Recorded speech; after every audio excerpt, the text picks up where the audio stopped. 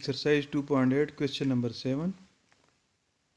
A set is given as all elements x are in A such that x is equal to a plus under the root 3b. और ये जो a और b है ये कहाँ है, ये रेशनल नंबर्स हैं। रेशनल नंबर के सेट से a भी लिया हुआ है और b भी लिया हुआ है। तो a को प्रूफ कर ले कि with respect to addition is an abelian group.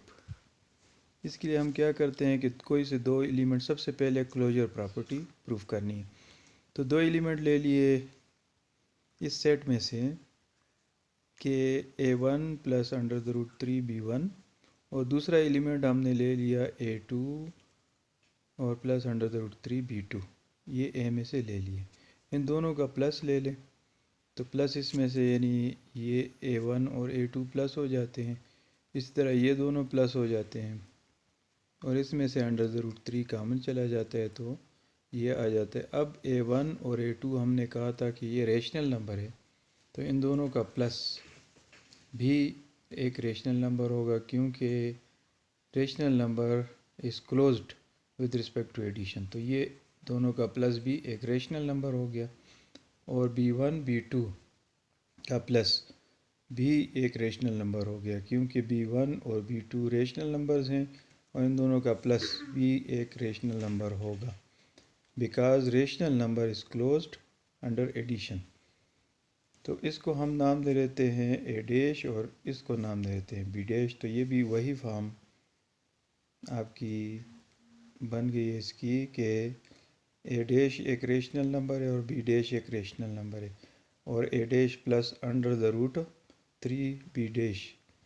तो ये जो फॉर्म है ये ए के अंदर मौजूद है। तो इसलिए जो ए है with respect two plus is closed. अब नेक्स्ट एसोसिएटिव प्रॉपर्टी पे आ जाए तो एसोसिएटिव प्रॉपर्टी में कोई से तीन एलिमेंट्स ले ले। एक एलिमेंट है x1 जो कि बराबर है a1 plus under the root 3b1, x2 बराबर है a2 plus under the root 3b2 और तीसरा एलिमेंट है x3 जो कि बराबर है a3 plus under the root 3b3। ये सेट A में से तीन एलिमेंट ले लिए। अब तरीका क्या होगा कि x1 plus bracket start x2 plus x3। तो इस तरह हमने ये x1 ले लिया प्लस ब्रैकेट स्टार्ट कर लिया ये x2 और प्लस x3। ये ब्रैकेट वाले प्रोसेस है इसको पहले कर लेते हैं, इससे हमारे पास ये आ गया जिस तरह पीछे हमने किया है क्लोजर प्रॉपर्टी के लिए। अब बाद में इसके साथ ये प्लस कर दो तो ये भी इसमें इंक्लूड हो जाएगा a प्लस इनके साथ, और ये वाला जो है ना इसमें और इसमें अंडर द रूट 3 कामन ले ले, बाकी ये बच जाएगा b1 plus b2 plus b3 और यहाँ पे a1 plus a2 plus a3 और अंडर द रूट। अब ये आ गया हमारा लेफ़्ट हैंड साइड से। अभी राइट हैंड साइड क्या है हमारे पास, वो है x1 प्लस x2 ब्रैकेट में और प्लस x3। तो वही काम किया, x1 और x2 को प्लस करके और ब्रैकेट में रख दिया प्लस x3। तो x1 प्लस x2 से आता है 1 प्लस a2 और प्लस अंडर द रूट 3 इन दोनों में कामन ले ले तो ब्रैकेट में रह जाता है b1 प्लस b2।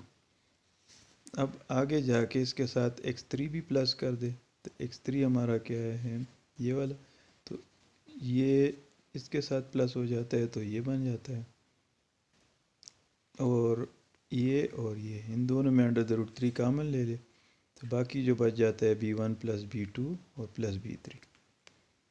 तो जो लेफ़्ट हैंड साइड है और जो राइट हैंड साइड है वो दोनों बराबर है। ये लेफ़्ट हैंड साइड से आया, ये राइट हैंड साइड से, तो इसलिए जो लेफ़्ट हैंड साइड है वो राइट हैंड साइड के बराबर हो गया और एसोसिएटिव लॉ हमारे पास प्रूव हो जाता है।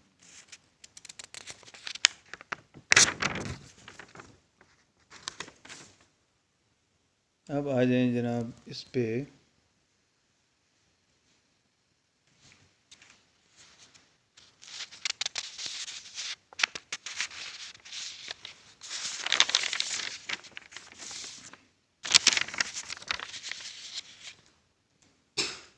तो ये जो है ना एसोसिएटिव लॉ प्रूव हो जाता है तो एसोसिएटिव हो गया। अब जो है ना, जो नेक्स्ट प्रॉपर्टी है वो हमारे पास है कि इसका इन्वर्स है कि नहीं है। तो इन्वर्स ए का इन्वर्स क्या है, यानी ए सेट जो है उसमें इन्वर्स कौन सा एलिमेंट है।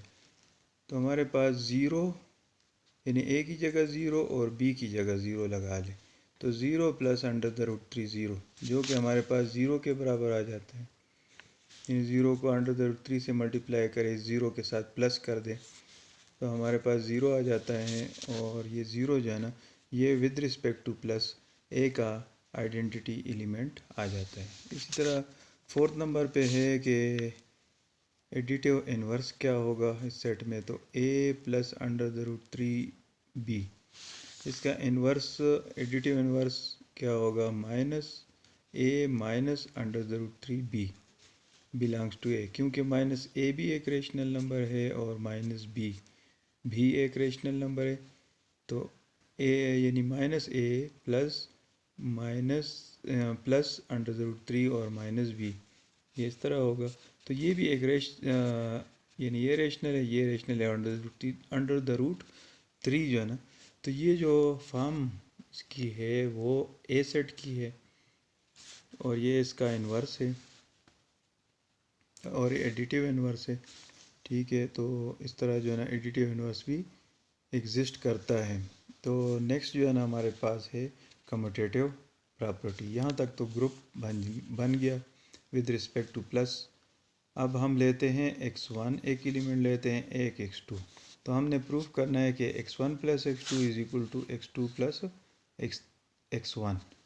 तो सबसे पहले x1 प्लस x2 प्लस कर लेते हैं। तो जब प्लस कर लिया तो हमारे पास ये आ गया और इसको हमने लिख दिया a dash plus under the root 3 b dash, जबकि a डैश और b डैश ये रेशनल नंबर है। क्यों रेशनल नंबर है, क्योंकि हमने लिया है a1 plus a2, a1 rational number, a2 rational number, तो दोनों का प्लस भी एक रेशनल नंबर है और इसको हमने a डैश कह दिया। इसी तरह b1 प्लस b2 भी एक रेशनल नंबर है और इसको हमने b डैश नाम दे दिया। तो दोनों रेशनल नंबर है। तो ये एलिमेंट जो है ना, ये एक एलिमेंट है सेट ए का। अब आगे आ जाएं तो जो दूसरा साइड है वो x2 प्लस x1, इसको जब हमने प्लस कर दिया तो हमारे पास a1 और a2 दोनों प्लस हो गए, तो a1 प्लस a2। इसी तरह b1 और b2 प्लस हो गए और अंडर द रूट 3 कॉमन चला गया, तो ये हो गया। और इसको भी हम a डैश नाम दे देते हैं, इसको b डैश। तो लेफ़्ट हैंड साइड और राइट हैंड साइड बराबर हो गए, तो कम्यूटेटिव प्रॉपर्टी प्रूव हो गई। तो इसलिए ये सेट जो आपका ए सेट है विद रिस्पेक्ट टू एडिशन, ये हमारे पास क्या हो गया, is an abelian group. Next question number 8 है। क्वेश्चन नंबर 8 में हमारे पास है एक सेट ए जिसमें दो एलिमेंट्स हैं ए और बी। तो ये कह रहा है कि power set of A with respect to operation of intersection एक मोनाइड है कि नहीं है, और अगर मोनाइड है तो जो यूनिट या आइडेंटिटी एलिमेंट है वो क्या है, इस सेट की आइडेंटिटी क्या है या इसका आइडेंटिटी एलिमेंट क्या है, वो चेक करना है कि ये आइडेंटिटी है, ये है, ये है या ये है। पावर सेट हम मालूम कर लेते हैं। पावर सेट किस तरह होता है कि the set of all subsets of set ए। तो इसका एक सबसेट तो ये एम्प्टी सेट है, बाकी सिंगल्टन सेट्स दो हो गए और ये बजाते खुद सेट ए जो है ना, ये एक सबसेट अपने आप का हो गया। तो ये पावर सेट है इस सेट ए का। अब जो पावर सेट और विद रिस्पेक्ट टू ऑपरेशन क्या है, इंटरसेक्शन। ठीक हो गया। अब इसको हम जो है ना यहाँ से एक टेबल की शक्ल में लिखते हैं। सबसे पहले तो ये इंटरसेक्शन इसका ऑपरेशन हो गया, ठीक हो गया। और ये जो एलिमेंट्स है पावर सेट के, ये यहाँ पे भी लिख के जाते हैं और यहाँ पे भी, जिस तरह पहले टेबल बनाए हुए हैं। अब ये हो गया एम्प्टी सेट और set having element A and set having element B and set A, और यहाँ पे भी ये लिख दिए। अब एम्प्टी सेट को इन सब से मल्टीप्लाई कर दे तो ये सब आ गए, एम्प्टी सेट आ गए, क्योंकि एम्प्टी सेट और एम्प्टी सेट का इंटरसेक्शन एम्प्टी, इसी तरह एम्प्टी सेट का किसी चीज़ के साथ भी इंटरसेक्शन ले, ए के साथ भी ले तो एम्प्टी, इसके साथ ले ले तो एम्प्टी। अब ये सेट विद एलिमेंट ए, इस सब के साथ इंटरसेक्शन, तो इसके साथ इंटरसेक्शन एम्प्टी आ गया, लेकिन इसके साथ जब इंटरसेक्शन ले लिया इसका तो यही सेट आ जाता है, कॉमन एलिमेंट ए है। फिर इसका इसके साथ इंटरसेक्शन ले ले तो एम्प्टी सेट और इसका इसके साथ ले ले तो सेट विद एलिमेंट ए आ जाता है। बी का सब के साथ ले ले तो एम्प्टी सेट, इधर से भी एम्प्टी सेट, इसका इंटरसेक्शन इसके साथ ले ले तो सेट हैविंग एलिमेंट बी। अब इसको इसके साथ इंटरसेक्शन कर दे तो सेट हैविंग एलिमेंट बी, और ए का सब के साथ इंटरसेक्शन ले ले तो ए का एम्प्टी सेट के साथ इंटरसेक्शन तो एम्प्टी सेट, ए का इस सेट के साथ ले ले तो सेट हैविंग एलिमेंट ए, यही आ जाता है। इस ए का इस सेट के साथ ले ले इंटरसेक्शन तो क्या हो जाता है, ये सेट आ जाता है बजाते खुद, और ए का ए के साथ इंटरसेक्शन ले ले तो सेट ए आ जाता है। तो इस टेबल को जहन में रखते हुए हमने ऑपरेशन करने हैं। सबसे पहले क्लोजर प्रॉपर्टी, तो देखिए इसके अंदर कोई भी एलिमेंट इस तरह नहीं है कि जो सेट ए से आउट हो। ये सारे के सारे एलिमेंट जो रिजल्ट्स आए हुए हैं, इसको इसके साथ सब के साथ मल्टीप्लाई, इसको सब के साथ मल्टीप्लाई, इसको सब के साथ मल्टीप्लाई, इसको सब के साथ मल्टीप्लाई किया है, तो जो आंसर आए हुए हैं वो सेट ए के अंदर मौजूद है, इसलिए सेट ए इज़ क्लोज्ड। अब सेकंड प्रॉपर्टी ये है एसोसिएटिव की, तो तीन एलिमेंट्स ले ले कोई इस सेट में से, ले लिया एक सेट एलिमेंट, ये ले लिया, एक ये ले लिया और एक ये ले लिया। अब सबसे पहले इसको छोड़ दें, इन दोनों का इंटरसेक्शन ले लें, तो इन दोनों का इंटरसेक्शन क्या आता है, ये सेट हैविंग एलिमेंट बी। अब इन दोनों का इंटरसेक्शन तो इन दोनों का इंटरसेक्शन बी आता है, और बी का जब इसके साथ इंटरसेक्शन ले ले तो एम्प्टी सेट आता है। अब राइट हैंड साइड को आप चेक कर ले, इसको छोड़ दे, अब इन दोनों का पहले इंटरसेक्शन ले ले तो एम्प्टी सेट आता है, और एम्प्टी सेट इंटरसेक्शन ए क्या आता है, यहाँ से टेबल से भी आप चेक कर सकते हैं, तो ये एम्प्टी सेट है और सेट ए, तो क्या आता है, एम्प्टी सेट। तो यहाँ से भी एम्प्टी और इधर से भी एम्प्टी, दोनों तरफ से एम्प्टी सेट आंसर आता है। तो इस ग्रुप ने जो तीन एलिमेंट्स का है, इन्होंने सेटिस्फाई कर लिया एसोसिएटिव प्रॉपर्टी। अब नेक्स्ट कोई से और तीन एलिमेंट ले ले, जिस तरह set having element A, singleton set having a और इंटरसेक्शन ए। पहले इन दोनों को ब्रैकेट में कर दे, इन दोनों से आंसर आता है सेट हैविंग एलिमेंट ए, और इन दोनों का फिर इंटरसेक्शन ले ले तो ए आ जाता है। इससे आ गया एलिमेंट सेट हैविंग एलिमेंट ए, और ये भी यही है, तो दोनों का इंटरसेक्शन यही आ जाता है, सेट हैविंग एलिमेंट ए। अब राइट हैंड साइड से चेक कर ले, तो इन दोनों को फिर अभी ब्रैकेट में कर दें, इन दोनों का इंटरसेक्शन यही आता है, सेट हैविंग एलिमेंट ए, और सेट हैविंग एलिमेंट ए को ए के साथ इंटरसेक्शन कर दे तो यही चीज़ आ जाती है। तो दोनों तरफ से एक ही आंसर आता है, तो हम कहते हैं कोई और तीन एलिमेंट्स का ग्रुप ले ले और फिर चेक कर ले, तो पावर सेट ऑफ ए और with respect to intersection is associative. अब दूसरी प्रॉपर्टी प्रूव कर ली, तो यहाँ तक ये सेमी ग्रुप बन गया। अब आगे आइडेंटिटी एलिमेंट चेक करते हैं, तो आइडेंटिटी यहाँ से चेक होगा कि पावर सेट में आइडेंटिटी एलिमेंट है कि नहीं है। तो ए सेट अगर आप देखें तो किसी चीज़ के साथ भी हमने मल्टीप्लाई किया है तो ये आंसर आए हुए हैं, और वही आंसर आए हुए हैं जो जिसके साथ ये मल्टीप्लाई इंटरसेक्शन ले, तो ए का इंटरसेक्शन इसके साथ लिया तो यही आ गया, इसके साथ ले लिया तो ये आ गया, इसके साथ ले लिया तो वही एलिमेंट आता है ए के साथ जिसका इंटरसेक्शन करते हैं। तो इसका मतलब है कि ए जो है ना इस पावर सेट की का आइडेंटिटी एलिमेंट है। तो इस तरह ये मोनाइड हो गया, ठीक हो गया। तो power set of A with respect to intersection is a monoid. अब नेक्स्ट जाते हैं क्वेश्चन नंबर 9 पे।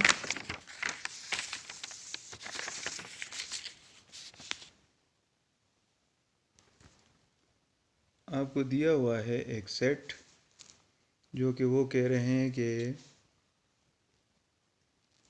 कंप्लीट करे the table, complete the table, और क्या बताया हुआ है कि यानी सिमी ग्रुप को ऑब्टेन करना है, to obtain a semi group. तो यहाँ पे इस खाली जगह को और इसको, इन दोनों खाली जगहों को इस तरह पुर करना है कि ये जो सेट है having elements A B C, ये सिमी ग्रुप बन जाए। ठीक है, सिमी ग्रुप क्या होता है, उसमें 3 प्रॉपर्टीज़ होती हैं कि सबसे पहले तो वो क्लोज हो, दूसरी बात ये है कि एसोसिएटिव प्रॉपर्टी होल्ड करता हो, और तीसरी बात यह है कि आइडेंटिटी एलिमेंट हो, उसके अंदर एक आइडेंटिटी एलिमेंट हो। तो सबसे पहले हम जो है ना इधर से स्टार्ट ले लेते हैं। हमें चाहिए कौन सा, सबसे पहले हमें चाहिए सी और ए का मल्टीप्लिकेशन, यहाँ पे आ जाएगा। तो सी मल्टीप्लाई बाय ए, ठीक हो गया।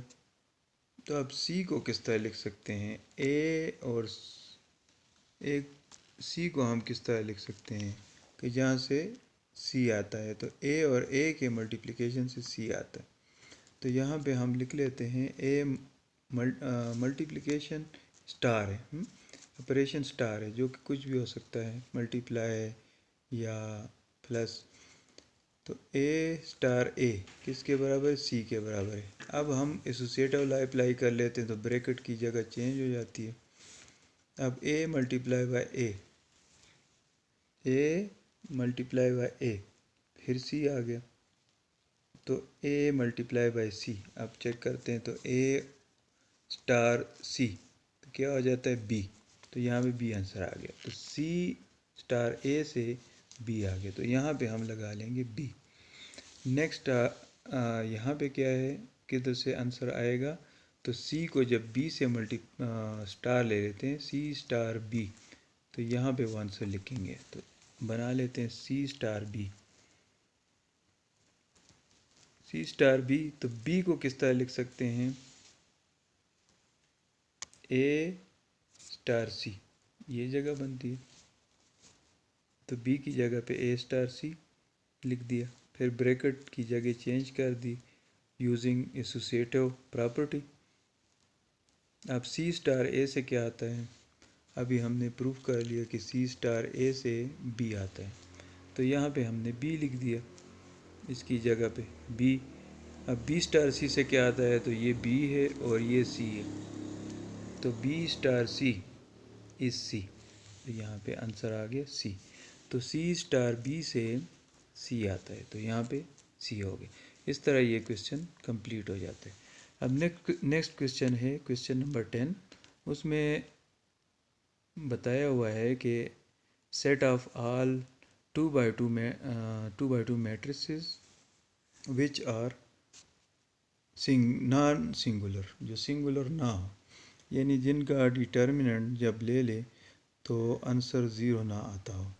तो जब सिंगुलर ना हो तो उनका इन्वर्स पॉसिबल है। तो ये हमने ऑलरेडी किया हुआ है और इसको हमने ग्रुप साबित किया था, ठीक हो गया। अब ये चेक करना है कि ग्रुप है लेकिन ये एबिलियन ग्रुप नहीं है।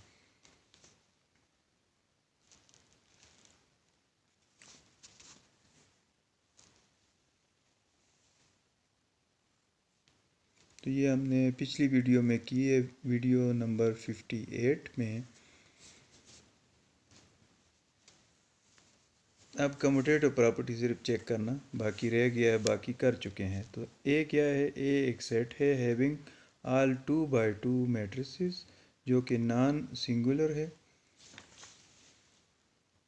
अब ए को with respect to matrix multiplication हमने प्रूफ करना है कि आया ये एबिलियन ग्रुप है कि नहीं है। तो चेक करते हैं कम्यूटेटिव प्रॉपर्टी।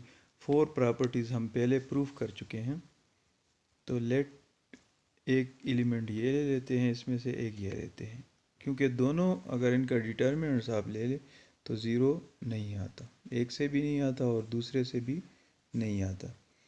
तो जब डिटर्मिनेंट ज़ीरो नहीं है तो इसका मतलब है ये दोनों जो मैट्रिसेस हैं ये क्या हैं, नॉन सिंगुलर। तो फिर ए के अंदर मौजूद है। तो ये दोनों एलिमेंट्स नॉन सिंगुलर है तो ए के अंदर मौजूद है। इसको हम पहले ले लेते हैं और ये बाद में और मल्टीप्लाई कर लेते हैं। तो मल्टीप्लाई के बाद इससे जो आंसर आता है ये देख लीजिए आता है। ठीक हो गया। अब फिर क्या किया, पहले हमने ये इधर लिया था और ये इस तरफ लिया था। अब उल्ट देते हैं, ये जो है पहले ले लेते हैं और ये जो फर्स्ट एलिमेंट है ये बाद में, फिर मैट्रिक्स मल्टीप्लिकेशन अप्लाई कर लेते हैं। तो इससे आंसर ये आता है। अब पहला वाला आंसर और दूसरे वाला आंसर दोनों डिफरेंट है।